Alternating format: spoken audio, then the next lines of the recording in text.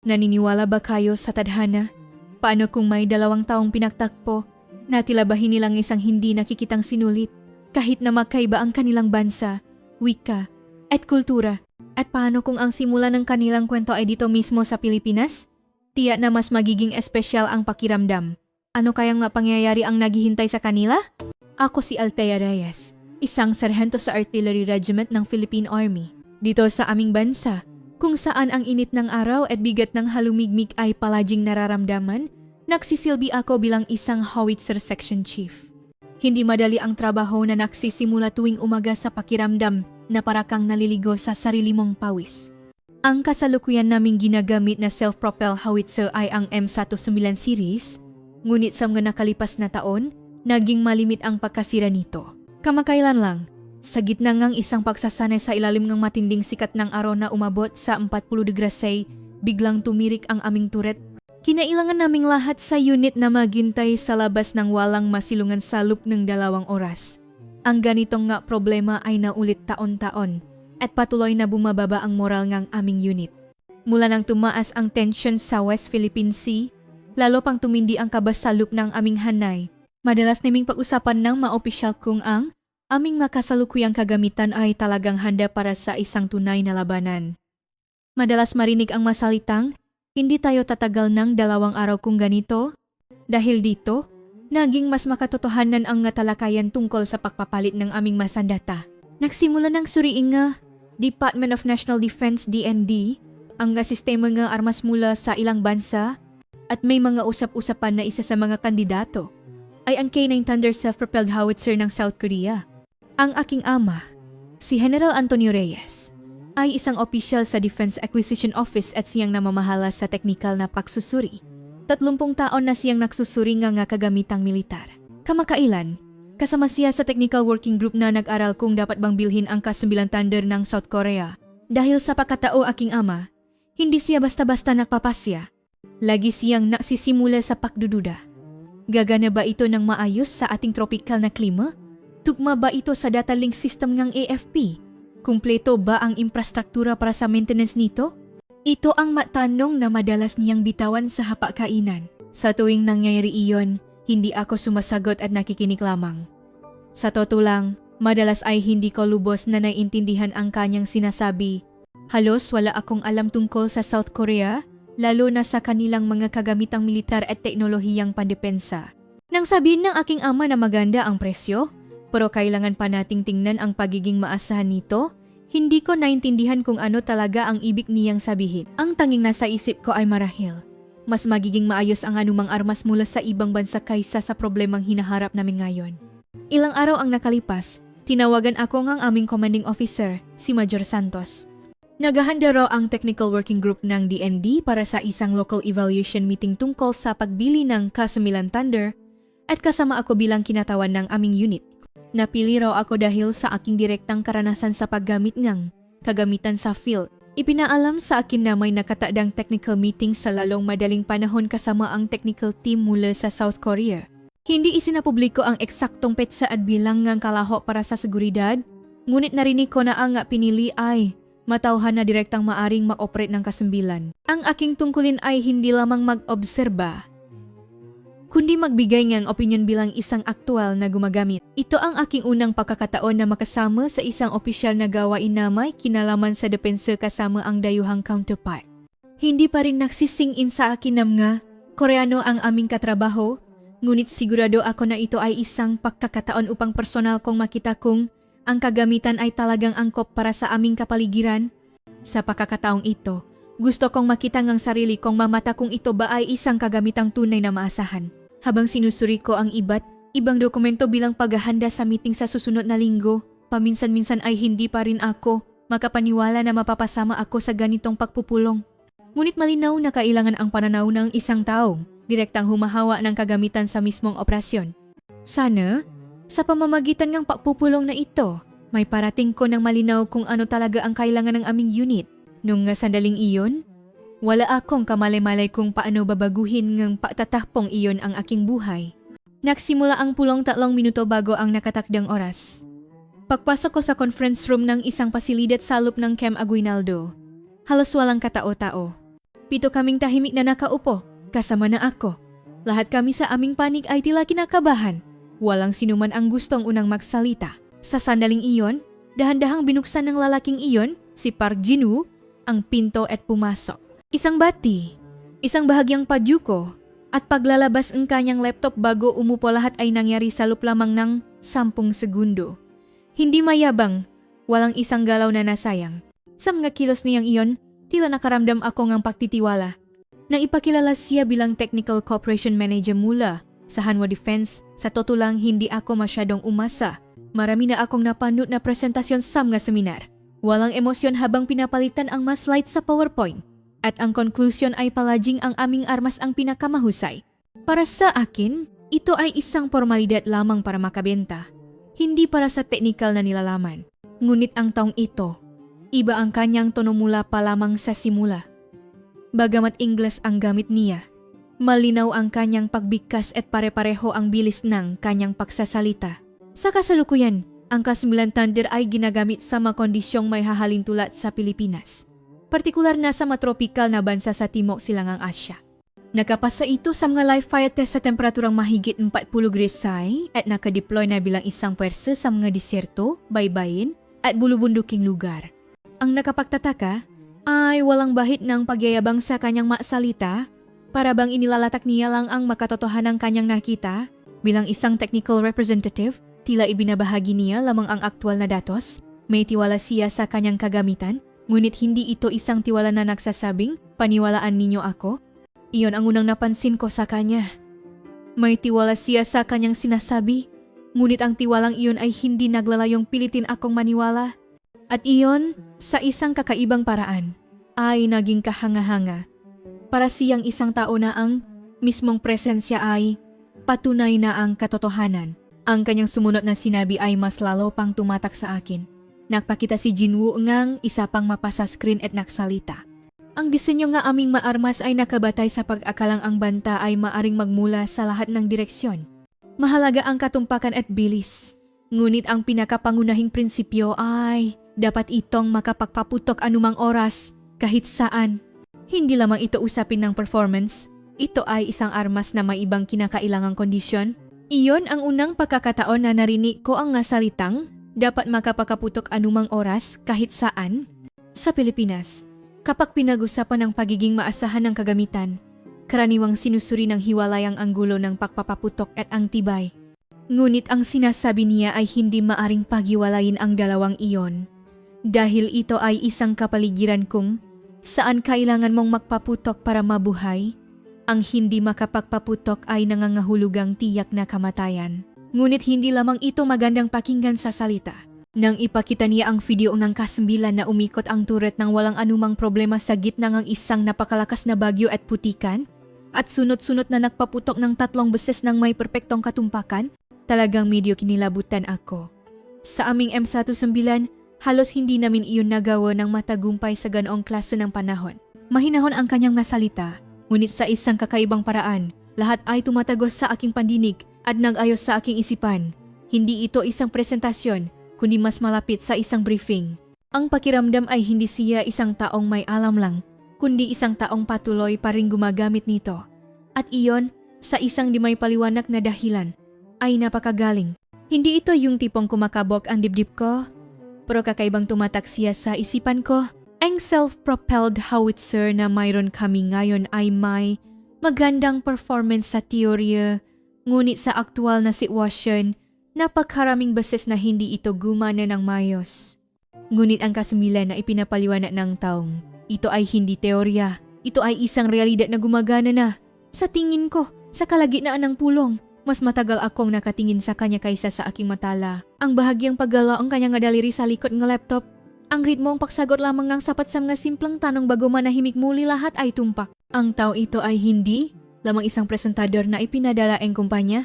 Siya ay isang taong may karanasan sa paggawa ng kagamitan. At ang huling pangungusap na kanyang sinabi ay malinaw pa ring nakatatak sa aking isipan hanggang ngayon. Ang kagamitang ito ay hindi binuo para maging mura.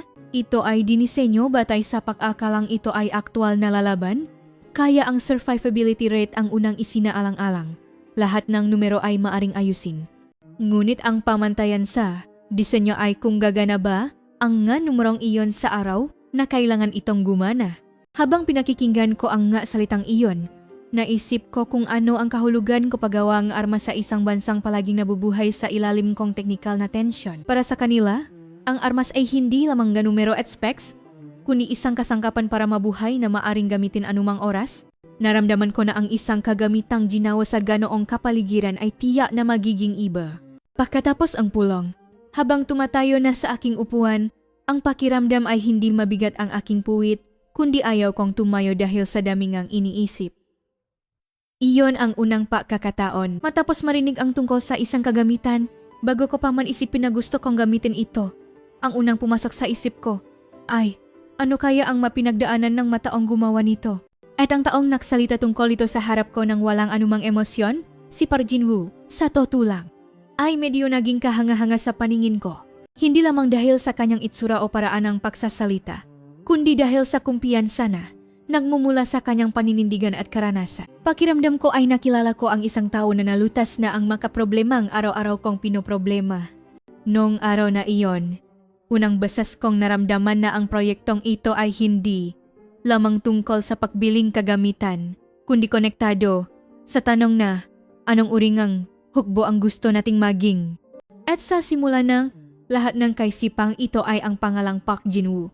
Pagkatapos ng presentasyon ni Jin-woo, nagsimula ang nga tanong, inilapa ng Technical Officer ng Panik ng Pilipinas, si G. Larson, ang kanyang madokumento at nagsalita. Direkta mo na bang naoperate ang kagamitang ito o inayos mo lang ba ang madokumento at nagpresent? Ang kanyang boses ay medyo matigas at bagamat walang tono ang kanyang pananalita, naramdaman ko kaagad na ito ay parang isang matapang na tanong. Tila may kumpiyansa sa ilalim ng kanyang tanong na dahil isa siyang engineer, hindi niya pa ito nagamit sa aktual. Sa totoo lang, ganun din ang naisip ko. Karamihan sa mga technical briefing ay naglalaman lamang ng theoretical na impormasyon ng walang karanasan sa field.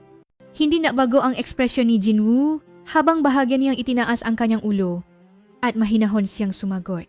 Madalas po akong natatanong niyan. Ang kanyang tono ay pantay at walang emosyon.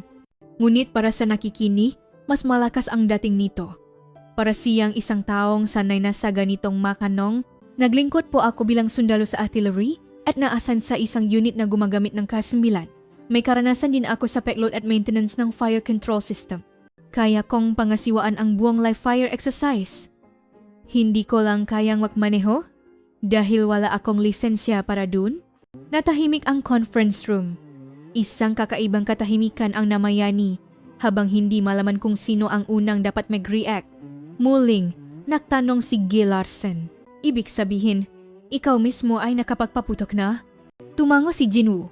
Hindi po sa isang aktual na labanan, ngunit lumahok ako sa live fire training exercises. Direkta akong naranasan kung paano tumutugon ang kagamitan sa isang tunay na sitwasyon.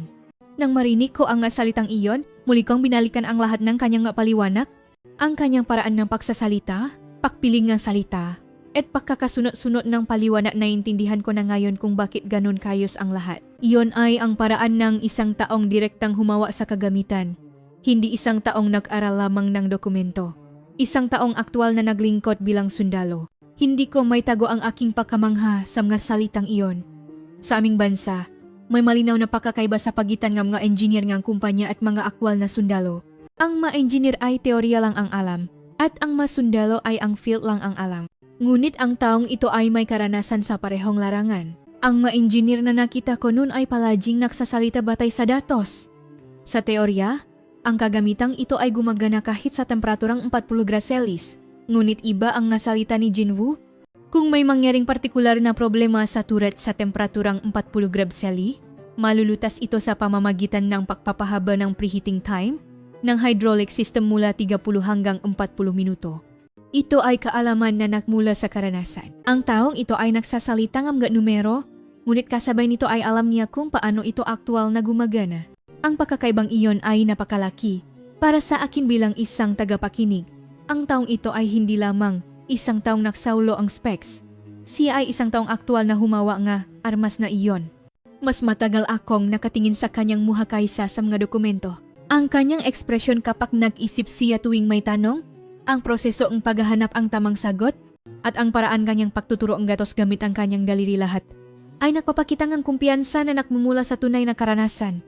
Hindi ito isang paliwanag o isang ulat. Sinasabi niya lang ang mga bagay na kanyang naranasan.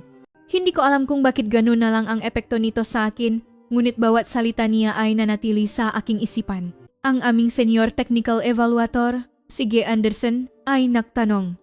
Sinasabi ninyo na ang electronic system ay stable na gumagana sa 40 Graceli? Nasubukan na ba ito sa ganoong kapaligiran? Note: Original text error. Adapted for Philippine context to high heat. Nagtanong ang aming senior technical evaluator, si G. Cruz. Sinasabi ninyo na ang electronic system ay stable na gumagana sa 45°C? Nasubukan na ba ito sa ganong kapaligiran? Nag-isip sandali si Jinwoo bago sumagot. Opo. Naranasan namin iyon sa isang training exercise sa disyerto sa gitnang silangan. Sa 42 grab, normal na gumana ang cooling system ng baterya. Ngunit ang 45 grab cell ay nasubukan lamang namin sa isang simulation environment, isang tapat na sagot. Ang kanyang paghihiwalay sa pagitan ng tunay na karanasan at simulation ay nagbigay ng tiwala. Ito ay isang uri nga tapatan na hindi madalas makita sa mga briefing na karaniwan naming natatanggap. Sa sandaling nalaman kong si Jinwoo ay hindi lamang isang ordinaryong tekniko, may malinaw na nagbago sa loob ko. Dapat ko bang sabihin na nagbago ang aking buong pananaw? Ang taong ito ay iba sa sinumang inakala ko. Hindi siya isang taong nagpunta para lamang magbenta ang produkto. Siya ay isang taong naranasan mismo ang mga limitasyon at potensyal ang kagamitan. At sa totoo lang, naramdaman kong napakagaling noon. Ang katotohanang naranasan na niya at nalutas ang mga problemang aming pinoproblema ay naging kahakit-akit sa akin. Nang patapos na ang pulong, may klis siyang nagtapos. Hindi perpekto ang kagamitang ito, lahat ng makina ay may limitasyon. Ngunit, dahil ito ay dinisenyo na isinasaalang-alang ang aktwal na labanan, mataas ang posibilidad na gagana ito kahit sa masukdulang kondisyon. Iyon lang po ang masasabi ko. Sa sandaling marinig ko ang nga salitang iyon, nakumpirma ko na ang taong ito ay totoo. Sa halip ng mga konom nga pinalaking advertisement at perpektong specs, ang kanyang pag-amin sa mga makatotohanang limitasyon at mga kalakasan ay nagbigay ng tiwala. Nang matapos ang pulong ay nagsitayuan na ang lahat, sinundan ko si Jinwoo palabas ng hallway. May gusto pa sana akong itanong, ngunit hindi pa mayos ang aking nga tanong. Gusto ko lang siyang makausap pa. Si Jinwoo mismo ang lumingon sa akin at nagtanong, mayroon po ba kayong tanong? Nag-alinlangan ako sandali bago tapat na nagtanong. Talaga po bang naglingkod kayo bilang sundalo? Ngayon po ay nagtatrabaho na kayo sa isang kumpanya. Bahagya siyang ngumiti at tumango. Opo, bawat isa ay may kanya-kanyang landas. Pero gusto kong manatiling kasama ng parehong kagamitan. Simple ngunit makatotohanan ang sagot na iyon. At sa isang kakaibang paraan, para sa akin, iyon ang pinakamahalagang sagot. Nang matapos ang pulong at oras na para maglikpit, habang tinitingnan ko ang madokumento at listahan ng kagamitan at papalabas na ang lahat sa hallway, lumapit sa akin si Jinwoo. Mukhang marami po kayong tanong kanina. Kung okay lang po sa inyo ngayon, pwede po ba tayong mausap sandali? Kaya't nawi kami sa pagupo nang makaharap sa isang maliit na visitors lounge sa likod ng gusali. Dahil sarado ang pinto, mas tahimik ang kapaligiran. Ang lalaki ay nanatiling mayos ang postura, at ako naman ay hindi sinasadyang unang nagsalita. Sa totoo lang po, napakakaiba ang pakiramdam ko. Sa buong buhay ko, kapag nakukuwento ako tungkol sa howitzer, walang sinuman sa paligid ko ang nakakaintindi. Ang makaibigan ko sa eskwela, kapag napupunta sa usapang militar, nakikinig lang ng basta-basta o iniba ang usapan. Kapag sinabi kong barrel o turret, hindi nila alam kung ano iyon. Habang nagsasalita ako, si Jinwoo ay nakangiti at marahang tumatango. Hindi kailanman pinuputol ang aking sinasabi. At iyon, sa isang kakaibang paraan, ay napakaginhawa. Ang kanyang pagtango, na parabang naintindihan niya ang lahat ng aking sinasabi, ay parang unang pagkakataon kong makahanap ngang tunay na pakikiramay. Pero ngayon, sa unang pagkakataon sa mahabang panahon, naramdaman kong nakakaintindihan tayo. Eksakto. Kung paano gumagalaw ang kanyon, anong reaksyon kapag nang overheat ang barrel? Nang sinabi ko iyon, agad ninyong naintindihan at napakakakaiba nun para sa akin. Nag-isip sandali si Jinwoo bago mahinang nagsalita. Ganun din po ako Kung makakapunta kayo sa South Korea, mas mararamdaman ninyo iyon. Karamihan sa mga nagtatrabaho sa artillery units, kahit hindi mo sabihin, alam na nila ang sitwasyon. Dahil pareho kaming sumailalim sa pagsasanay at parehong nahirap sa init ng tag-araw. Nang marinig ko iyon, tumango na lang ako. Ang kapaligiran ay parang hindi na kailangang magsalita pa. Maikli lang ang aming pag-usap, ngunit pakiramdam ko ay napakarami naming naibahagi. Ito ang unang pagkakataon na naranasan ko ang ganitong pag-usap. Kahit sa loop ng militar, karamihan ay mga usapang trabaho lang at halos walang pagkakataon na magbahagi nga personal na karanasan tulad nito. Tumingin sandali si Jinwoo sa labas ng bintana bago nagsalita. Sinabi ninyo na sa Pilipinas, walang nakakaintindi sa inyo. Kung ganun, bakit hindi kayo pumunta sa South Korea? Hindi lang para tingnan ang kagamitan, kundi para makilala rin ang nga taong gumagamit nito.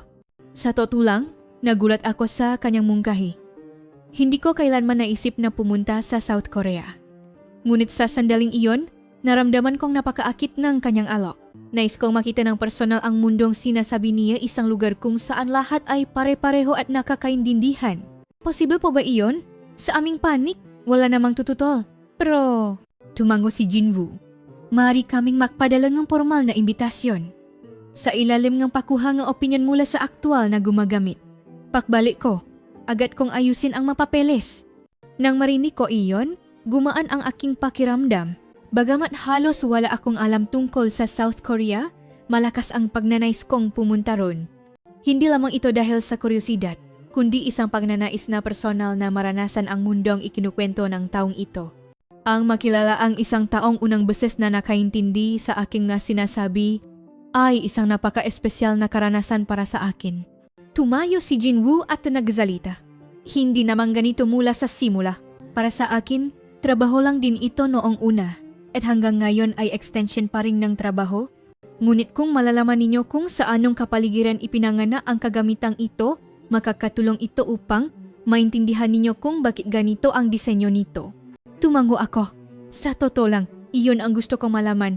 Kung sa anong kapaligiran ginawa ang armas na ito na mas makatotohanan at mas mahusay kaysa sa anumang kagamitang nakita ko. Gusto kong malaman ang kwento sa likod nito. Ilang araw ang lumipas, isang internal memo ang inilabas sa Pilipinas na nag-anunsyong pagpili nga miyembrong technical team na ipapadala sa South Korea. Sila ay maghahanap ng isang taong may karanasan sa pa-operate ng howitzer para sa technical na pagsusuri at interface cooperation. Bago pa man sila maghanap ng voluntaryo, hindi ko napigilang itaas ang aking kamay. Ako po ang pupunta. Natahimik ang conference room. Tinitigan ako sandali ni Major Santos bago nagsalita. Skitty, Reyes, seryoso ka ba? Maaring kailanganin mong manatili ron ng halos isang buwan. Walang alinlangan akong tumango. Opo, seryoso po ako. Gusto kong personal na makita sa field. Tinitigan ako ni Major Santos sandali bago tumango. Sige, siguraduhin mong masusuri mong mabuti ang kagamitan. Walang hihigit sa personal na papatunay kung paano ito gumagana sa aktwal na kapaligiran. Kinahaponan ng araw na iyon, sinabi ko kay Jinwoo ang tungkol dito. Nakasalubong kami sa hallway. Hindi siya nakpakita ng anumang pagkagulat at tumango lamang. Pupunta po ako sa South Korea. Napili ako. Ako po ang unang nagboluntaryo. Tinitigan ako sandali ni Jinwoo bago ngumiti. Iyon ang pinakamainit na ekspresyon na nakita ko sa kanya. Hihintayin ko po kayo. Ako mismo ang gagabay sa inyo. Nang marinig ko ang salitang iyon, kakaibang pananabik ang aking naramdaman. May kutob ako na hindi lamang ito isang ordinaryong business trip, kundi magiging isang mas espesyal na karanasan. Kahit na hindi ko pa napupuntahan ang bansang iyon, naramdaman kong malapit ito sa akin. Nang gabing iyon, pag-uwi ko sa bahay, nag-research ako tungkol sa South Korea sa internet. Ang itsura ng Seoul, ang tensyong militar sa kanilang bansa, at ang katotohanan ito ay isang bansang mabilis ang pag-unlad ng ekonomiya. Ngunit higit pa sa mga letra alarawan, ang mas malinaw na pumasok sa aking isipan ay ang paraan ng pagsasalita at ekspresyon ni Jinwoo. Kakaiba, bagamat halos wala akong alam tungkol sa bansang iyon, malakas ang pagnanais kong pumunta ron. Higit pa ito sa kuryosidad. Ito ay isang pagnanais na personal na maranasan ang mundong sinasabi ni Jinwoo kung saan nakakaintindihan ang nga tao. Ang makatakpo ngang isang taong unang beses na nakaintindi sa aking nga sinasabi ay isang napaka-espesyal na karanasan para sa akin. Nakahiga sa kama, tinitingnan ko ang kisame at nag-isip. Pagkatapos ng isang buwan, nasa South Korea na ako. Anong mga karanasan ang maghihintay sa akin doon? At sinong mga tao ang makikilala ko? Ang pananabik at kaba ay sabay na dumating. Ngunit sa lahat ng damdaming iyon, ang pinakamalaki ay ang pag-asa na makita muli si Jinwoo. Ang mundong ipinakita niya, ang makwentong ibinahagi niya, ay patuloy na umiikot sa aking isipan. Sa mahabang panahon, ito ang unang biyahe na tunay kong inaabangan. Paglabas kong airport, biglang nagbago ang hangin. Isang napakalamig na araw. Mabigat ang hangin, tumatama sa aking muha at parang bumabagal ang aking pahinga. Ang dulo ang aking madaliri na nakahawak sa strap ng aking bag ay parang nanigas. At may pakiramdam na parang nagyayelo ang aking mamata sa sandaling imulat ko ang nga ito. Naghihintay si Jinwoo sa labas nga arrival lobby. Nakasuot siyang itim na jacket at isang gray na beanie na halos tumatakip sa kanyang mga mata. Nang makita niya akong lumabas, agad niyang binuksan ang trunk ng sasakyan. Nang maktama ang aming nga mata, bahagya siyang ngumiti at nagsalita. Sgete Reyes, pagod ka siguro sa mahabang biyahe. Ngayon ang pinakamalamig na araw ngayong taglamig. Para sa ating test, ito na ang pinakaangkop na araw. Napangiti ako sa kanyang sinabi. Tama ka. Mas malami pa kaysa sa inaasahan ko. Perpektong panahon para subukan ang kagamitan. Naanining ang mamate ni Jinwoo. Kahit mas malami pa sa Pilipinas. Nakakabilib. Lalo akong nakakaroon ng kumpiyansa. May papakita ko sa iyo ng direkta na ang aming kasambilan ay gumagana ng walang problema kahit sa ganitong panahon. Nang makasakay kami sa kotse, mailang sandaling ang awkward na katahimikan.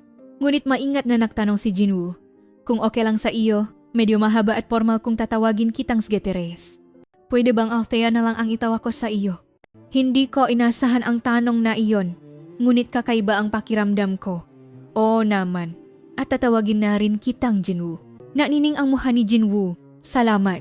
Sa totoo lang, medyo mahirap bikasing ang pangalan mula sa Pilipinas, kaya pwede ba kitang tawaging mas malapit pa? Pwede ba kitang tawaging Thea? Naisip ko lang na mas magiging komportable ang pag-usap natin kung mas malapit ang tawagan. Biglang kumabog ang dibdib ko.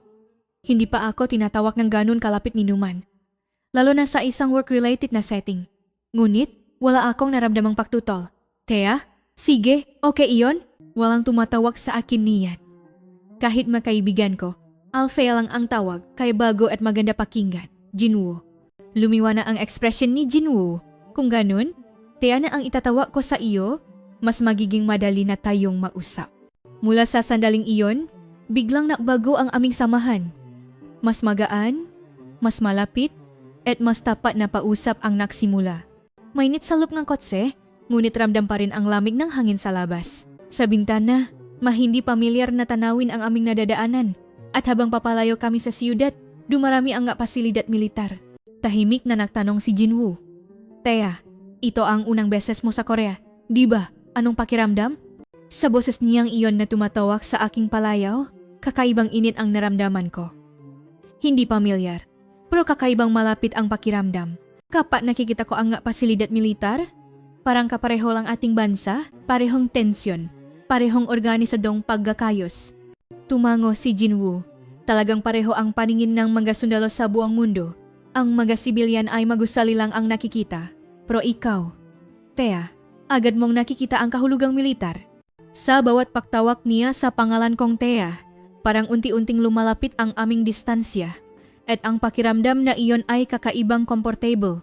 Narinig ko na sundalo ka rin dati, Jinwoo. Bakit ka napunta sa trabaho mo ngayon? Hinawakan ni Jinwoo ng mahigpit ang manibelaan na salita. Noong nasa militar ako, unang beses kong nakilala ang kasambilan. Doon ko direktang naranasan kung gaano kahalaga ang kagamitang ito. Pagkatapos kong makretiro, gusto ko pa ring makasama ang kagamitang ito, kaya nag-apply ako sa kumpanya ngayon. Hindi lang ito isang trabaho, kundi parang isang misyon. Malalim ang epekto sa akin ng kanyang masalita. Nakarelate ako sa puntong ang passion sa trabaho ay maaring makaroon ng mas malalim na kahulugan. Pareho pala tayo. Hindi ko sinimulan ang trabahong ito para lang kumita ng pera. Mas may kahulugan ito dahil ito ay trabaho para protektahan ang ating bansa. Sumulyap sa akin si Jinwoo. May malalim na pag-unawa sa kanyang tingin. Talagang makapareho tayo, Thea. Sa boses niyang iyon na sabay na binabanggit ang aking palayaw at apelido, kakaibang kilig ang aking naramdaman. Higit pa ito sa pagiging malapit. Ito ay pakiramdam na naging isang espesyal na tao. Nakarating kami sa live fire range ng isang self-propelled howitzer unit sa labas ng Gyeonggi Province sa loob ng isang oras at agad na nagsimula ang pagsubok. Static firing, mobile firing, continuous firing, automatic loading, lahat ng proseso ay tahimik na isinagawa. Sa isang pagkakataon, pinanood namin ang isang continuous firing sa isang kapaligiran na mahigit 20 degrees Celsius. Nang 3 bala ang sunod-sunod na tumama ng eksakto sa target, hindi ko maitago ang aking paganga. Napakagaling. Ang aiming M19 sa ganitong temperatura, madalas nakakaproblema na sa pangalawang putok. Sumagot si Jinwoo na may tingin na punong kumpiyansa. Iyan mismo ang pinakamahalagang isinaalang-alang namin sa pag-develop ng K9. Gumawa kami ng isang kagamitan na hindi titigil sa anumang sitwasyon. Para sa amin, ito ay usapin enerhe kaligtasan. Malalim akong sumang-ayon sa kanyang salita. Tama ka. Kung hindi gumana ang armas, mamamatay ang tao, iyon lang iyon. Lalong lumalim ang tingin ni Jinwoo. Eksakto, Thea. Hindi lamang ito isang makina, kundi isang kasangkapan para mabuhay. Ang South Korea ay isang bansa kung saan anumang oras ay maring magsimula muli ang digmaan. Ang realidad na iyon ay masasalamin sa disenyo aming kagamitan.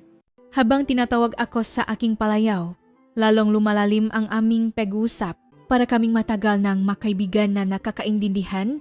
Nagpatuloy ang pagsubo sa loop ng ilang araw at sa mabiyahe namin, mas marami kaming napausapan ni Jinwoo. Isang araw, bigla siyang nagtanong, Thea, bakit mo pinili ang artillery? Marami namang ibang brands, di ba? Ang tanong na iyon ay higit pa sa kuryosidad. May kasama itong pagnanais na tunay akong makilala. Mula pagkabata, naakit na ako sa mga heavy machinery. Saan yung nga dambuhalang bakal na iyon? Nakakaramdam akong lakas at katatagan. Naisip ko na ang artillery ang larangan kung saan ang atraksyong iyon ay dinadala sa sukdulan. At higit sa lahat, malaki ang pakiramdam ngang tagumpay kapag ang lakas na iyon ay nauwi sa isang tumpa na patama. Nagnining ang mata ni Jinwoo. Ganun din ako. Nung bata ako, naglalaro ako ng malalaking modelo ng tangke at self-propelled howitzer at ang pakiramdam na iyon ay nanatili hanggang ngayon. Ang prosesong pag-aral kung paano kontrolin ang lakas na iyon at gamitin ito ng may katumpakan ay talagang kaakit-akit. Sa sandaling iyon, parang mas malalim na koneksyon ang nabuo sa pagitan namin, higit pa sa isang profesional na relasyon, ito ay nagiging isang relasyon kung saan tunay naming naintindihan ang isa't isa. Nagpatuloy si Jinwoo. Nagboluntaryo akong pumasok sa militar. Hiniling ko ang artillery at sa unit na aking napuntahan unang beses kong nakilala ang kagamitang ito, na-maintain ako, na-control at nagpaputok. Noong nag-training kami sa Peglutsa, 30 grasete, kapag tinanggal mo ang iyong guwantes at hinawakan ang bala, parang didikit ang iyong daliri, pero nagpatuloy kami. Dahil sa aktual na labanan, kailangan naming gawin iyon kahit sa mas malalang sitwasyon. Habang pinakikinggan ko ang kwentong iyon, lubos akong nakakarelate. Oh, ganun din ako. Minsan, sa sobrang manhit ng daliri ko sa init, hindi ko na mahawakan ng mayos ang loading lever. Sabi sa akin nun ngang company commander, sa totoong laban, kahit wala kang daliri, kailangan mong gawin yan. Hindi ko makalimutan ang salitang iyon hanggang ngayon. Nabago ang tingin ni Jinwoo. Para siya nakakita ng isang matagal ng kasama sa laban, malalim na paunawa ang makikita sa kanyang mata. Pareho pala tayo ng pinagdaanan, Thea. Magkaibang bansa, magkaibang kagamitan, ngunit parehong sandali ang naranasan. Sa masalitang iyon, uminit ang aking dibdib. Para akong nakakilala ng isang taong eksaktong nakakaintindi sa puso ko. Ito ang unang pagkakataon na naranasan ko ito. Jinwoo, ang maganitong kwento, hindi ko karaniwang sinasabi kaninuman. Akala ko kasi, hindi nila maintindihan. Sa Pilipinas, madalas, tinitignan lang kami bilang sundalo. Tumango si Jinwoo. Hindi rin ako madalas magkwento ganito. Lalo na sa Korea, walang nakakaintindi. Mas lalong walang nakikiramay. Pero ngayon, medyo kakaiba. Unang beses kong naramdaman na nakakaintindihan tayo, Thea. Sa sandaling marinig ko ang masalitang iyon, isang espesyal na koneksyon ang nabuo sa pagitan namin ni Jinwoo. Ito ay isang bagay na higit pa sa isang profesional na relasyon. Isang espesyal na relasyon kung saan naiintindihan namin ang malalim na bahagi ngang isa't isa. Sa huling araw ng pagsubok, habang nagme-maintain ngang kagamitan sa base, bigla akong tinawag ni Jinwoo papunta sa howitzer. Kung okay lang sa iyo, gusto mo bang umikot? Ako ang magmamaneho. Wala akong lisensya, pero nasa loop naman tayo ng best kaya walang problema. Sanay na ako sa pagmamaneho. May espesyal na damdamin sa mga mata ni Jinwoo. Hindi lamang ito isang simpleng alo, ito ay isang pagnanais na ibahagi sa akin ang isang bagay na mahalaga sa kanya. Lubos kong naintindihan ang kahulugan ng alo na iyon. Talaga? Oh, naman. Gusto kong subukan. May halong pananabik sa aking boses. Ngumiti si Jinwoo na tila nasisiyahan sa aking reaksyon. Umakyat kami sa ibabaw at umupo sa upuan. Nang ikabit ko ang seatbelt at isuot ang helmet, direktang narinig ko ang boses ni Jinwoo mula sa aking headset. Naririnig mo ba ako ng malinaw? Ang boses ni Jinwoo ay mas malapit kaysa dati. Para itong bumubulong sa aking tainga. Kakaibang kilik ang aking naramdaman. Malinaw na malinaw. Magsisimula na tayong umandar. Maaring may counting pagyanig, kaya't manatili ka lang sa iyong posisyon. Habang umikot kami sa bus, halos hindi nagbago ang tanawin sa labas. Ngunit malaki ang nagbago sa aking isipan. Ang pag-upo sa ibabaw ang kagamitang ito habang umaandar ay mas makabuluhan kaysa sa aking inaasahan. Naramdaman kong espesyal na ibinabahagi sa akin ni Jinwoo ang pagmamahal at kumpiyansa na nararamdaman niya para sa kagamitang ito. Nang matapos ang pag-ikot at huminto ang kagamitan, tahimik akong bumaba at lumabas na rin si Jinwoo mula sa driver's seat. Habang tinatanggal ang kanyang guwantes, mahinahon siyang nagtanong. Kumusta ang pakiramdam? Sa tanong na iyon, mayroong isang bagay na higit pa sa simpleng kuryosidad. Para itaw nagtatanong, ibinahagi ko sa iyo ang isang bagay na mahalaga sa akin. Ano ang masasabi mo? Ngumiti lang ako at sumagot. Mas masay kaysa sa inaasahan ko. At may katatagan. Parang kasama ko ang isang taong mapagkakatiwalaan. Sa aking sagot, naanining ang mata ni Jinwoo. Pareho naming alam na ang salitang iyon ay hindi lamang isang pagsusuri sa kagamitan. Mas maagang natapos ang huling araw ng pagsubok kaysa sa inaasahan. Si Jinwoo ang unang nagsalita. Gusto mo bang pumunta sa Seoul? Naisip ko, pwede tayong pumunta sa isang lumang lugar tulad ng Insadong o isang lugar kung saan makikita ang gabi ng siyudad. Sa kanyang alok, naroon ang pagnanais na magkasama kami ng mas maraming oras sa labas ng trabaho. Naramdaman ko ang kanyang tunay na intensyon at ganon din ang nararamdaman ko. Pumasok kami sa isang maliit na traditional tea house sa Insadong nang buksan namin ang pinto. Tumunok ang isang kampanilya at agad na tumayo ang may-ari na nakaupo sa isang sulok. Mainit na sa apo, napakalamig ng araw ngayon. Ang kanyang tono ay marahan at ang kanyang paliwanag ay maingat. Habang pinakikinggan ko ang tunog ng mainit na saan na ibinubuhos mula sa takure, pinakmasdan ko ang loob ng tindahan. Nang makaharap kami ni Jinwoo, kakaibang kaba ang aking naramdaman. Dati, sa isang profesional na kapaligiran lang kami nakikita, ngunit sa isang tahimik na lugar na tulad nito, ibang-iba ang pakiramdam. Habang nagbubuhos nagtanong si Jinwoo, Tea, ito ang unang beses mo sa ganitong tradisyonal na Korean tea house, di ba? Kumusta? Napakaganda ang ambience. Mayroon din kaming tradisyonal na kapihan sa Pilipinas, pero hindi marami ang may ganitong katahimikan. Ngumiti si Jinwoo. Ang ngiting iyon ay mas mainit kaysa dati. Noong nasa militar ako, kapag lumalabas ako para magbakasyon, madalas akong pumunta sa mga ganitong tahimik na lugar. Ito lang ang tanging paraan para makatakas sandali mula sa ingay ng firing range at tension sa unit. Malalim akong nakarelate sa kanyang sinabi. Dahil ako rin ay paladying naghahanap ng tahimik na lugar, ganun din ako. Sa Pilipinas, madalas akong pumunta sa mga maliliit na kubo sa gitna ng bukid. Ang buhay sa militar ay palaging puno ang ingay at tensyon, kaya kailangan namin ng tahimik na espasyo. Uminit ang tingin ni Jinwoo. Talagang marami tayong pagkakatula, Thea. Mula pa noong una tayo nakita, iyon na ang nararamdaman ko. Sa mga salitang iyon, uminit ang aking dibdib. Ito ang unang pagkakataon na naramdaman kong may isang taong lubos na nakakaintindi sa akin. Jinwoo, sa totoo lang, kakaiba ang naramdaman ko mula pa noong una kitang makilala. Karaniwan, kapag nakikipausap ako sa mga dayuhan, May nararamdaman akong pader. Pero sa iyo, wala iyon. Parang matagal na tayong magkaibigan, comfortable. Lumawa ang ngiti sa mukha ni Jinwoo. Ganun din ang naramdaman ko. Karaniwan sa mga ganitong business meeting, formal na pausap lang ang nangyayari.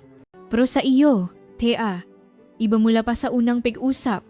Para akong nakakilala ng isang taong may parehong pananao at karanasan. Inangat ko ang tasa at uminom ng tasa. Ang mainit na sa ay nagpainit sa aking katawan at parang tinunaw din ang aking puso. Jinwoo, kumusta ang buhay militar sa Korea? Malaki ba ang pagkakaiba sa Pilipinas? Ibinaba ni Jinwoo ang kanyang tasa at nag-isip sandali. Ang Korea ay isang bansang hindi pa tapos ang giyera, kundi pansamantalang nakahinto. Kaya malakas ang pakiramdam na ang buhay militar ay hindi lamang pagsasanay, kundi paghahanda para sa aktwal na labanan. Palaging may tensyon na anumang oras ay maaring maksimula muli. Habang sumasang-ayon ako sa kanyang sinabi, naramdaman ko rin ang pagkakaiba sa Pilipinas. Sa Pilipinas, iba. Dahil miyembro kami ng iba't ibang alyansa, mas malakas ang konsepto ng collective defense. Mas nakatuon kami sa pagsasanay at suporta kaysa sa aktwal na labanan. Pero nitong mga nakaraang taon, dahil sa tensyon sa rehiyon, malaki na rin ang ipinagbago ngang sitwasyon. Tumango si Jinwoo. Sa huli, pareho lang siguro ang diwa ang pagiging sundalo. Sa anumang bansa, narito tayo para protektahan ang ating bansa at mamamayan. Malalim akong sumang-ayon sa kanyang sinabi. At bigla, may isang bagay akong gustong malaman.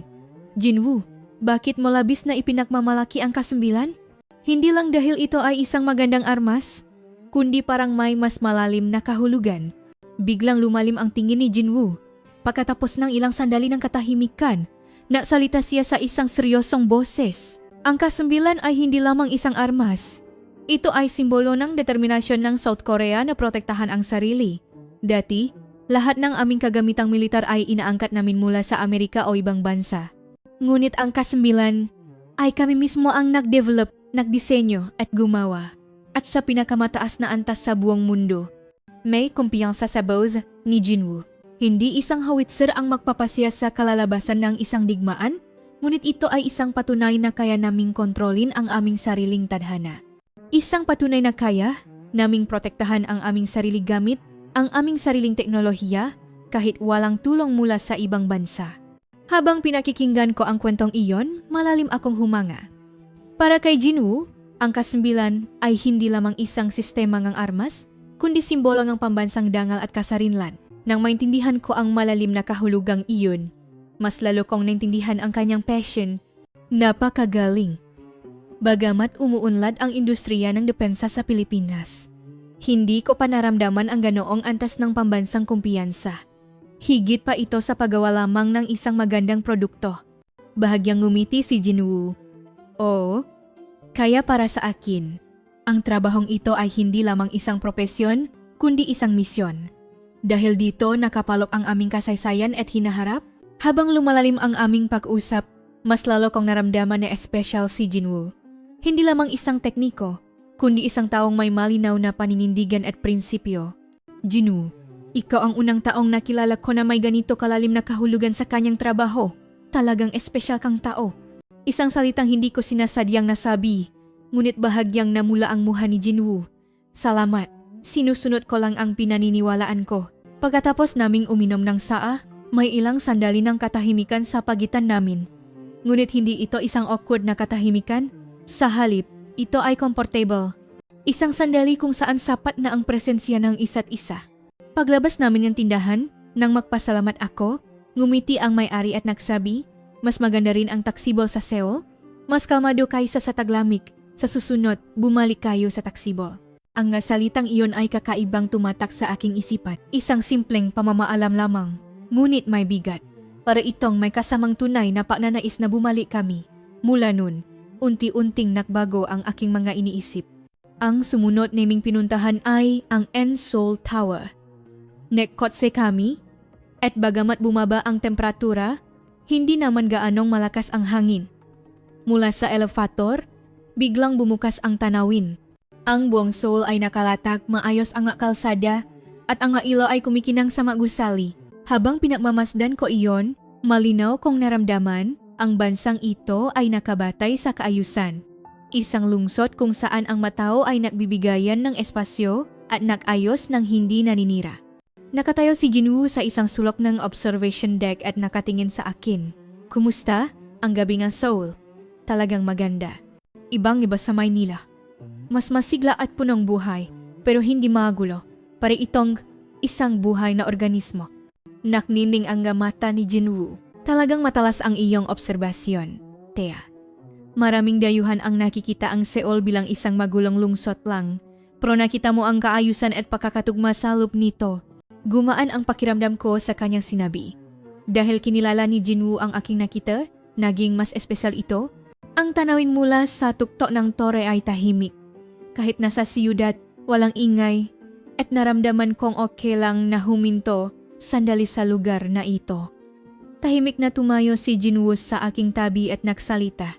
Ang nakikita mo diyan ay ang Han River, isang ilog na dumadaloy sa Seoul at may espesyal na kahulugan para sa mga Koreano.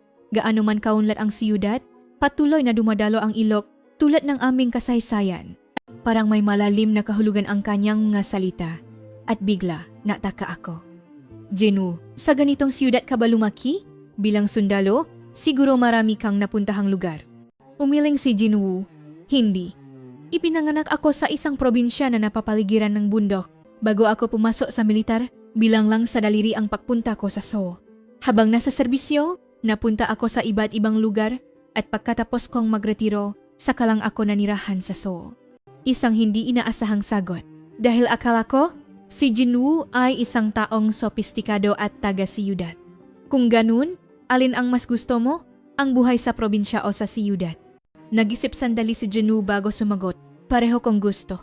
Ang siyudad ay masigla at maraming oportunidad, pero ang probinsya ay tahimik at toto. Minsan, hinahanap-hanap ko ang katahimikang iyon. Nakarelate ako sa kanyang sinabi dahil ako rin ay lumaki sa isang tahimik na bayan sa probinsya ng Pilipinas. Pareho tayo. Dahil lumaki ako sa probinsya, minsan nararamdaman kong sobrang ingay ng siyudad. Sa mga panahong iyon, hinahanap-hanap ko ang gubat o dagat. Nanining ang mata ni Jinwoo. Isa na namang pagkakatulat, Tia. Nang matama ang aming matakasabay ng salitang iyon, kakaibang kilik ang aking naramdaman. Isang maikling sandali, ngunit may pakiramdam ng pagkakaintindihan. Mahina ho na nagtanong si Jinwoo. Pagbalik mo sa Pilipinas, sa tingin mo ba mamimiss mo rito? Alam kong ang tanong na iyon ay hindi lamang dahil sa kuryosidad. May mas malalim na kahulugan itong dala. O sa tingin ko, lalo na. Naalinlangan ako sandali bago tapat na nasabi. Lalo na ikaw, Jinwoo. Sa sandaling sabihin ko ang salitang iyon, naramdaman ko ang mabilis na paktibok ng aking puso. Hindi ko ugali ang magpahayak ng damdamin ng ganito katapat. Ngunit, wala akong pinagsisihan. Lumalim ang tingin ni Jinwoo. Isang ngiti ang gumuhit sa kanyang labi at ang ngiting iyon ang pinakamainit na nakita ko. Ako rin, Tea. Malulungkot ako kapag wala ka na. Matagal na panahon na mula nung huli akong nakakilala ng isang taong ganito kong kasundo. Sa sandaling iyon, isang espesyal na katahimikan ang namayani sa pagitan namin. Hindi ito isang awkward na katahimikan, kundi isang perpektong sandaling ang pagkakaintindihan kung saan hindi na kailangan ng salita. Sapat na ang aming tingin. Habang tahimik na nakatayo sa tabi niya, naisip ako, ang taong ito, kasundo ko. Nakakita ng parehong karanasan at hindi ko na kailangang magpaliwanag, isa sa ilang tao. Ngunit kailangan kong bumalik sa lugar kung saan ako nararapat, sa trabahong dapat kong gampanan. Pagbalik ko, mga ulat at trabaho na naman ang haharapin ko. Hindi naman ako pumunta rito nang hindi alam iyon. Ngunit ito ang unang pagkakataon na naisip kong gusto kong manatili sa lugar na ito. Humastumpa. Ang unang pagkakataon na malinaw na pumasok sa isip ko ang ideya na sana makasama ko ang taong ito rito ng mas matagal. Nang marahang hawakan ni Jinwoo ang aking kamay, ang init nito ay parang kumala sa buong katawan ko. Isang maikling padampi, ngunit ang kahulugan nito ay matagal na nanatili. Bukas na ang huling araw mo. May halong panghihinayang sa boses ni Jinwoo. Oo nga, hindi ako makapaniwala na kailangan ko nang umalis. Nakisip sandali si Jinwoo bago nagsalita. Bukas ng gabi, gusto sana kitang imbitahan sa isang espesyal na lugar. Okay lang ba? Sa kanyang alok, Walang alilangan akong sumagot. Oo naman, kahit saan. Nanining ang nga mata ni Jinwoo. Sige, makita tayo bukas ng gabi, te. Habang pauwi, patuloy kong inaalala ang mapag-usap at sandalingang araw na iyon. Lahat ng sandali kasama si Jinwoo ay naging espesyal. At habang inaabangan ko ang bukas, sumasakit ang dibdib ko sa isiping malapit na akong umalis. Nang gabing iyon, bago matulog, nakisip ako. Ang biyaheng ito ay hindi lamang isang business trip. Ito ay isang paglalakbay na may mas malaking kahulugan at sa sentro nito ay si Jinwoo. Ito ang unang sandali na hindi na kailangan ng gasalita. Sa huling gabi, nakatakda kaming mahapunan ni Jinwoo. Ito ang unang pagkakataon na formal kaming makikita ng kaming dalawa lang. Dati, lahat ay may kasamang trabaho o schedule, kaya inisip ko na pagkatapos ng lahat, sa wakas ay makakapag-usap kami ng komportable. Ngunit, kinahapunan nga araw na iyon, nakatanggap akong mensahe mula kay Jinwoo. Tungkol sa ating lakad mamaya, kung okay lang sa iyo, gusto mo bang sumama sa aking pamilya para mahapunan? Nakataon kasing may schedule din ang aking nga magulang ngayon. Naisip ko, mas maganda kung sabay-sabay na lang tayong kumain. Nag-alinlangan ako sandali. Hindi ako sanay sa maganoong okasyon at naisip ko na baka masyadong maaga pa para doon. Ngunit kakaiba, walang bigat sa aking puso, ang unang pumasok sa isip ko ay okay lang. At agad akong nag-reply ng sige gusto ko. Habang pumipiling ang damit sa hotel, naisip ako, ano kaya ang kahulugan ng pakikita sa kanyang nga magulang? Karaniwan sa mga business trip, hindi nangyayari ang ganito. Tila may ibang kahulugan ito. Pinili ko ang pinakamaayos kong damit at naghanda ng may higit na pag-ingat. Naghihintay si Jinwoo sa lobby ng hotel. Mas formal ang kanyang kasuotan kaysa dati at mayos ang kanyang buhok. Nang makita niya ako, lumiwanag ang kanyang mukha. Tea, ang ganda mo. Okay ka lang ba sa Korean food? Oo naman. Masarap ang kinain kong galbi kahapon. Bahagyang ngumiti si Jinwoo. Ngayon, mas espesyal na Korean restaurant ang pupuntahan natin. Tuwang-tuwa ang nga magulang ko. Habang nasa kotse, bigla akong kinabahan.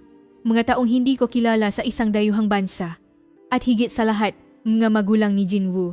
Mas naging espesyal ang kahulugan. Ano ang sinabi mo sa mga magulang mo tungkol sa akin? Habang nagmamaneho, bahagyang ngumiti si Jinwoo. Sinabi ko lang ang totoo, isang sarhento mula sa Pilipinas na napakagaling at seryoso sa trabaho. At ang taong pinakakasundo ko sa lahat ng nakilala ko. Nang marinig ko ang salitang iyon, uminit ang aking dibdib. Masaya akong malaman na ganun ang tingin sa akin ni Jinwoo. Isang tahimik na Korean restaurant ang aming pinuntahan. Nasa isang private room kami na may mababang mesa at mahinang tumutuktok ang tradisyonal na musikang Koreano. Nauna nang dumating ang mamagulang ni Jinwoo. Nang unang beses akong bumati, nakita yata nilang kinakabahan ako at agad na kumawe ang kanyang ina at nagsabi, "Naku, iha, maligayang pagdating. Narinig naming galing ka pa sa malayo kaya tuwang-tuwa kami." Naku, tingnan mo nga naman, bagay na bagay kayong dalawa. Sa mga salitang iyon, namula ang aking mukha. Medyo nataranta rin si Jinwoo, ngunit nakita ko ang saya sa kanyang mata. Tumango ang kanyang ama at mahinahong nagsabi, "Bagamat unang pagkikita, ang iyong paraan ng pagsasalita at aura ay napakakalmado. Bihira ang ganyang tao. Siguradong makakasundo kayo ng anak namin." Nang marinig ko iyon, yumuko ako, ngunit naramdaman ko ang ngiti sa aking mukha. Hindi pilit, kundi natural na lumabas dahil sa sobrang saya ko sa sandaling iyon. Habang inilalagay nga ina ni Jinwoo ang pagkain sa aking plato, nasalita siya. Ito ang unang pagkakataon na nakdala ang aming si Jinwoo ang isang dayuhang kaibigan at isang babae pa. Siguradong espesyal ka para sa kanya, Thea. Sa mga salitang iyon, medyo nataranta si Jinwoo at sumingit. "Inay, baka naman ma-pressure si Thea sa sinasabi mo, ngunit hindi ako nakaramdam ng anumang pressure. Sa halip, natuwa ako. Ang katotohanan ng ako ay isang espesyal na tao para kay Jinwoo ay nagpasaya sa akin." Sa kalagitnaan ng pagkain, nagtanong ang ama ni Jinwoo, "Sa militar ng Pilipinas, marami bang babaeng sundalo?" "Sa Korea, hindi pa ganun karami." "Opo, sa Pilipinas, ang nga babae ay may pantay na karapatan sa mga lalaki sa serbisyo militar. Ngayon, halos 15% ng buong hukbo ay mababae at mayroon ding mababae sa Special Forces." Humanga ang ama ni Jinwoo at tumango. Napakagaling, isang babae na sarhento ng artillery. Siguradong napakatibay mong tao. May pagmamalaking sinabi ni Jinwoo. Napakagaling po ni Thea. Malalim ang kanyang paunawa sa kagamitan at mayaman sa karanasan sa field. Mabilis niyang naintindihan ang aming kasambilan. Habang pinakikinggan ko iyon, uminit ang aking dibdib. Napakasaya ko na ganun kataas ang tingin sa akin ni Jinwoo. Biglang natanong sa akin ang ina ni Jinwoo. Tia, kumusta ang Korea? Ibang-iba siguro sa Pilipinas. Opo, malaki po ang pagkakaiba. Pero kakaiba, komportable po ako. Ang pagpapahalaga ng mga tao sa kaayusan, ang kultura ng pag-alala sa isa't isa, at higit sa lahat, napakasarap ng pagkain. Masayang ngumiti ang kanyang ina. Napakasaya naming malaman na nagustuhan mo ang aming bansa. Sa susunod, kailangan mong manatili ng mas matagal. Ipapakita sa iyo ni Jinwoo ang mas maraming lugar sa Korea. Sa mga salitang iyon, naktama ang aming nga mata ni Jinwoo. May pag-asa at pananabi sa kanyang mata. Hindi ko napigilang tumango. Opo, sa susunod, gusto ko pong manatili ng mas matagal. Masarap ang pagkain, komportable ang pag-usap, at nakalimutan ko kung sino ang aking kaharap. Pakiramdam ko ay nakikipag-usap lang ako sa isang tao. Parang natural na nakikipakita sa pamilya ng isang matagal ng kaibigan. Pagkatapos kumain at palabas na kaming restaurant, seryosong sinabing ang kanyang ina. Kung may pagkakataon, bumisita ka ulit. Kung may mga kaibigan ka na sa Seoul, siguradong babalik ka. Hindi masama kung dito ka na manirahan. Gusto na kitang maging manugang. Ganon kita kagusto. Nang marinig ko iyon, bahagyang tumawa si Jinwoo sa aking tabi. Wala akong masabi, ngunit tila na sa aking mukha na ang lahat. Isang kakaibang damdamin ngang hiya at saya. Nang matapos ang hapunan, tahimik ang daan pabalik sa bus. Walang salita sa loop ng kotse at pareho kaming nagpapakiramdaman. Huminto ang sasakyan sa harap ng gate ng base. Noon nagsalita si Jinwoo, medyo biglaan ang nangyari ngayon. Diba? Pati na ang sinabi nga magulang ko.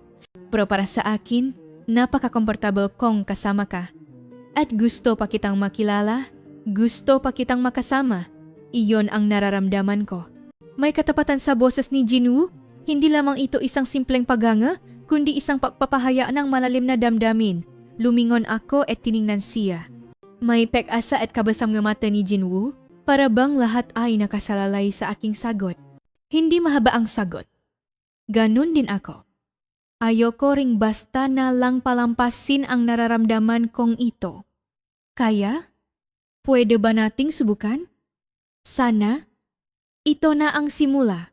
Sa sandaling sabihin ko ang nga salitang iyon, naging malinaw ang lahat. Hindi lamang ito isang profesional na pakikita, kundi ang simula ngang isang tunay na mahalagang koneksyon. Tumango siya. Walang salitang ngiti. Sa ngiting iyon, lumiwanag din ang aking puso. Bago ako bumaba ang kotse, mahinahon siyang nakdakdak ng isang salita. Sa susunod na pagpunta mo, huwag kang mag-isa. Sumama ka sa akin. Ang salitang iyon ay tumatak sa aking puso. Hindi lamang isang imbitasyon, kundi parang isang alok na makasama sa buhay. Nang hawakan niya sandali ang aking kamay, matagal na nanatili ang init. Isang maikling pagdampi, ngunit ang kahulugan nito ay matagal. Ito ang unang pagkakataon na hindi na kailangan ng paliwanag. Sapat na ang tingin ni Jinwoo. Sapat na ang aking ngiti. Habang pumapasok sa base, patuloy akong lumingon. Nakatayo pa rin si Jinwoo doon, nakatingin sa akin. Ang imahang iyon ay malalim na nakaukit sa aking puso. Nang gabing iyon, habang nag-iimpake, si Jinwoo pa rin ang nasa isip ko. Mula noong una kaming makita hanggang ngayon, lahat ng sandali ay espesyal. At ang pananabik sa isiping hindi, ito ang katapusan, kundi ang simula. Bukas, babalik na ako sa Pilipinas. Ngunit isang bahaging aking puso ay mananatili rito. At mayroon akong tiyak na paniniwala na babalik ako agad. Pagbalik ko sa Pilipinas, inadyos ko ang aking gulad ayon sa schedule. Ang live fire test, ang reaksyon ng kagamitan, ang pag-angkop sa kapaligiran, ang kahusayan sa operasyon maraming dapat ayusin. Ngunit buo na ang aking desisyon. Ang kagamitang ito ay hindi dapat hatulan batay sa potensyal, kundi napatunayan ng karanasan. Isinulat ko sa ulat, ipinakita ko na ito ay matatak na gumagana kahit sa temperaturang mahigit 20 grads Celsius, nananatili ang katumpakan kahit sa sunod-sunod na pagputok, at mahusay sa lahat ng aspeto ng mobility at operasyon. Sa totoo lang, Hindi magbabago ang buong direksyon dahil lang sa aking opinyon. Ang desisyon ay nasa itaas at ang pagsusuri ay isasagawa sa iba't ibang antas. Ngunit kahit papaano, sigurado ako. Ang kagamitang ito ay isang sandata na sapat ng napatunayan. Narinig ko na dati sa isang cold weather training sa Finland, isang howitzer mula sa Nordic na bansa ang hindi gumana. Ngunit ang kasembilan karya ay nagpatuloy sa pagtupat ng misyon hanggang sa huli kahit sa ganoong temperatura. At may mga ulat din na sa isang live fire test sa disyerto sa gitnang silangan, hindi ito tumigil kahit sa matinding init at buhangin. Ang pagiging napatunayan na nito sa mga aktual na pagsasanay ay malinaw hindi lamang sa datos, kundi pati na rin sa karanasan ng ibang bansa. Katumpakan, automation, mobility, ang mabansang aktual na gumagamit nito ay hindi lamang tumingin sa teknolohiya, kundi sa pagiging maaasahan, kaya wala akong dahilan para mag-alinlangan. Ilang araw matapos kong isumite ang ulat, pinuntahan ako ng aking ama. Althea, nabasa ko ang ulat mo. Ramdam na ramdam ang iyong kumpiyansa. Opo, Tay, personal ko pong nakita. Talagang maasahan ang kagamitang ito. Tinitigan ako sandali ng aking ama bago nagsalita. Mukhang hindi lang ang kagamitan ang nag-iwan ng malaking impresyon sa iyo. Medyo natigilan ako, ngunit tapat na sumagot. Opo, ang South Korea, ang mataoron, lalo na si Park Jin-woo, ay talagang naiwan ng malaking impresyon sa akin. Uminit ang tingin ng aking ama. Kaya pala iba ka ngayon. Mas may kumpiyansa, mas may passion. Ilang araw ang lumipas, lumabas ang desisyon. Ang formal na pagpili sa Kasmilan Thunder. Isang kontrata para sa pangmatagalang pag-supply. Nang marinig ko ang balita, si Jin-woo ang una kong tinawagan. Sa video call, pareho pa rin ang kanyang ngiti sa screen. Congratulations, Tia. Kung ganun mas madalas na tayong makikita.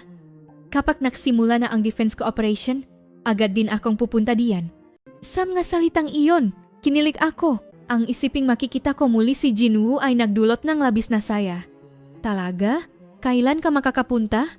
Siguro pagkatapos ng 2 buwan. Kasama ngang unang batch ng kagamitan, pupunta ang technical support team. 2 buwan. Mahaba, ngunit isang panahong sulit hintayin. Mula noon, dumalas ang aming pag-usap tungkol sa ulat, sa firing range at sa panahon. Ang araw-araw na buhay ay naging paksa ang aming pag-usap.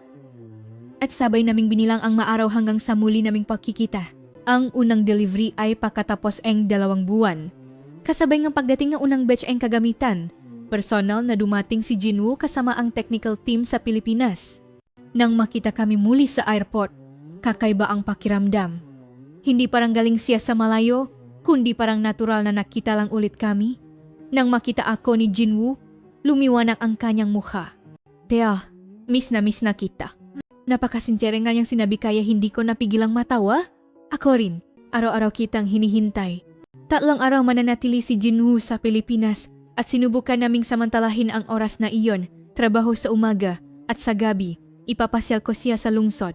Sa panahong iyon, ikinuwento ko si Jin-woo sa aking ama. Noong una, sinabi niyang, kahit ano pa man, kailangan ko munang makilala bago humusga. Kailangan nating maging maingat sa mga ganitong bagay. Hindi dapat tingnan ang defense cooperation ng may emosyon. Ngunit nang makita sila, nagbago ang ekspresyon ng aking ama. Sa hapunan, mahinahong ipinaliwanag ni Jin-woo ang tungkol sa kagamitan at kung bakit niya gustong manago sa teknolohiyang ito. Time-tim siyang nakwento tungkol sa kasaysayan ng Korea, ang kanilang sitwasyong panseguridad, at ang kahalagahan ng self-reliant defense. Pagkatapos marinig ang lahat, tumango ang aking ama. Ang totoong tao, kahit hindi sabihin, alam mo, naramdaman ko iyon ngayon. Mula noon, formal na nag-apply si Jin-woo sa Defense Cooperation Office sa Pilipinas. Sinabi niyang possible ang long-term assignment at nag-aral na siya ng Tagalog. Noong una, tinatawanan niya ang kanyang kakaibang accent.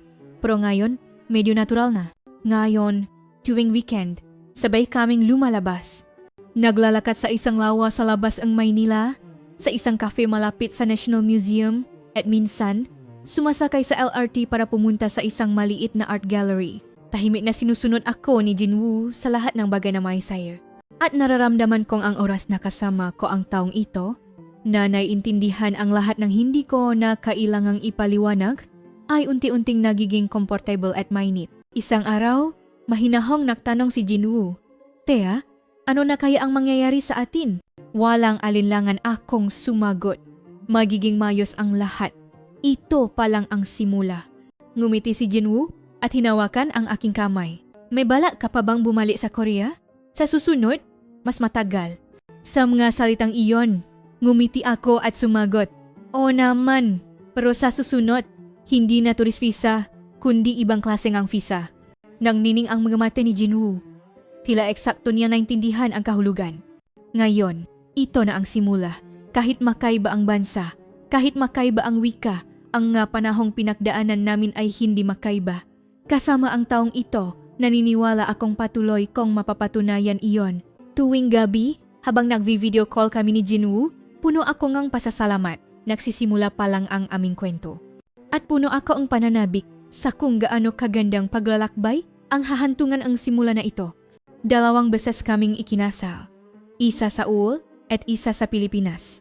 Dumalo ang parehong pamilya at bagamat marami ang bisita, tahimik ang kapaligiran. Eksakto sa gusto namin. Hindi maingay, mayos, at mainit na lugar. Ang kasal sa Seoul ay ginanap sa isang tradisyonal na bahay na may hardin, may parol na nakasabit, at ang sikat ngang araw ay marahang tumatagos sa mga lumang puno. Mahigpit na hinawakan ng ina ni Jinwoo ang aking kamay, hindi mapigilan ang paiya. Sa wakas, magiging masaya na ang aking si Jinwoo. Nang marinig ko iyon, parang naiyak na rin ako. Ang aking suot na hanbok ay personal na pinili ng ina ni Jinwoo, isang kulay langit na jogori at isang light pink na chime. Napakaganda. Nung una ay awkward. Ngunit nang sabihin ni Jinwoo na para akong isang diyosa, nawala lahat ng aking kaba. Sa Pilipinas, ginanap ang kasal sa isang maliit na kapilya malapit sa isang lawa sa Tagaytay. Isang maulap na araw at may ambon, ngunit mas naging comfortable ang pakiramdam. Hiniling ni Jinwoo na maksuot ng tradisyonal na kasuotang Pilipino. Nang makita ko si Jinwoo na suot ang barong Tagalog, napaya ako. Ang kanyang paggalang sa aking bansa at kultura ay napakainit sa pakiramdam. Sa kalagitnaan ng seremonya, binasa ni Jinwoo ang kanyang panata na inihanda sa Tagalog. Bagamat medyo slang ang kanyang pabigkas, ramdam na ramdam ang kanyang katapatan. Thea, mula noong unang araw na makilala kita, alam ko na. Ikaw ang taong magbabago sa direksyon ng aking buhay. Magkaibang wika, magkaibang bansa, ngunit mabubuhay tayo na may iisang puso. Habang buhay, sa tabi mo. Habang pinakikinggan ko ang salitang iyon, muli kong nakumpirma. Ang taong ito ang aking tadhana, kahit magkaiba ang bansa, wika at kultura, ang aming nga puso ay iisa. Pagkatapos ang kasal, palaging sinasabi ang aking ama sa mga tao nang natatawa. Noong una, ulat lang tungkol sa kasembilan ang hiniling ko sa anak ko, pero umuwi siyang may kasamang manliligaw. Pero itong manliligaw na ito ang pinakatumpa na ulat na natanggap ko. Magaling ang pagdating mo, talagang magaling. Ang salitang iyon, na noong una ay biro, ay naging parang bati na ngayon. Lahat ng nakakarinig ay tumatawa. At kami ay tahimik lang na yumuyuko. Hindi naman masama. Dahil alam naming samga salitang iyon nakapalop ang lahat ng damdamin. Pagkatapos ng kasal, formal na na-assign si Jinwoo sa Pilipinas bilang Defense Cooperation Officer para sa Korea. Ang kanyang trabaho ay ang lokal na maintenance at technical na suporta para sa kasembilan, ngunit sa katunayan, siya ang nagsisilbing tulay para sa iba't ibang defense cooperation sa pagitan ng dalawang bansa. Minsan, nakbibiro si Jinwoo sa akin. Dahil sa kasembilan, nakbago ang buhay ko. Hindi ko maiwasang mahalin ang kagamitang iyon. Habang napapatuloy ako sa serbisyo militar, ngayon ay kasama na ako sa military cooperation program sa pagitan ng Pilipinas at Korea. Sa isang lugar kung saan ibinabahagi ang karanasan at teknolohiya ang dalawang bansa, palagi kong ipinagmamalaki na kinakatawan ko ang parehong bansa. Ngayon ay buntis ako at pansamantalang nakpapahinga mula sa field, ngunit babalik din ako agad. Ngayon, inaayos namin ni Jinwoo ang kwarto ng aming magiging anak. Ang aming bahay sa labas ng Maynila ay maliit ngunit mainit. Sa labas na bintana ay may tanawing na mapuno at lava, at sa loob ay may mamaliliit na gamit mula sa Korea. Isang maliit na folding screen na dinala ni Jinwoo, isang maliit na kahon na may tradisyonal na disenyo, at makapaborito kong wooden figures mula sa Pilipinas ay makakasamang nakalagay. Ang kwarto ng sanggol ay pininturahan namin ng light mint green. Hindi namin alam ang kasarian, ngunit sinabi ni Jinwoo na gusto niyang mahalin ng batang ito ang parehong dagat at gubat, kaya pinili namin ang kulay sa pagitan. Sa dingding, may mga larawan na hangosam nga alamat ng Pilipinas at alamat ng Korea. Nais naming lumaki ang batang ito na naririnig ang kwento ng dalawang kultura. Tuwing gabi, inilalapit ni Jinwoo ang kanyang tainga sa aking tiyan at kinakausap ito sa Korean. Kinukwentuhan niya ang hindi pa isinisilang na batangam nga kwentong Korea ng kanyang bayan at kung paano kami nakakilala. Kapag nakikita ko iyon, madalas akong napupuno ngang damdamin, napakaswerteng batang ito na makakaroon. Ganito kainit na ama. Ang espasyo kung saan ako dating nabubuhay na parang laging nasa laban ay nagbago na ngayon. Isang espasyo kung saan may naghihintay. May tunog ang tahimik na tawanan. Noong una, hindi ako sanay sa pagbabagong iyon, ngunit ngayon, ang init na iyon ay bahagi na ang aking buhay. Ang aking ama, habang tinitingnan ang ultrasound picture, ay masaya, nana, para bang karga na niya ang kanyang apo, dobleng saya, dumating ang kagamitan, at darating din ang apo. Sa buong buhay ko, ito ang pinakapayapang laban na naranasan ko, sabi niya. Lahat ay natawa sa kanyang sinabi, ngunit hindi ko pinalampas ang ngaluhang namo sa kanyang mata. Ang imahe ng aking ama, na palaging matigas at malakas na sundalo, ay napakahalaga sa akin. Dahil sa sobrang pagkakalat ng aking ang mga aming kwento, ang maanak na babay nga, kanyang kakilala ay nagunahan na raw pumunta sa Korea. Sa aking paligid, ang makaibigan kong narinig, ang aming kwento ay nahahanap na rin ng pagkakataong ma-assign sa Korea. Ako ang pupunta, sabi nilang lahat. Kamakailan, nagbiro ang kaibigan kong si Marta. Tea, ipakilala mo naman ako sa isang Koreanong lalaki. Seryosong sumagot si Jinwoo.